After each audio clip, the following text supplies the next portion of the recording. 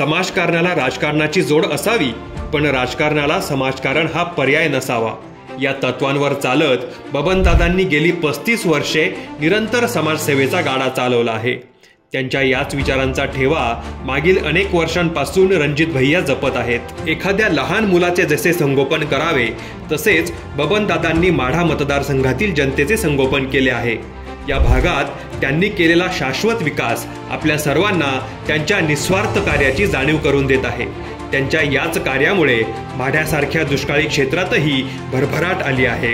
त्यांच्या याच जनसेवेचा भार आता रणजित भैया यांनी उचलला आहे. मागील 2 दशकांच्या प्रदीर्घ काळात जवळपास 12,000 रुग्णांची मोफत नेत्र तपासणी तसेच 8,000 रुग्णांवर मोतीबिंदू शस्त्रक्रिया यशस्वीरित्या पूर्ण करून त्यांच्या आयुष्यातील अंधार दूर केला.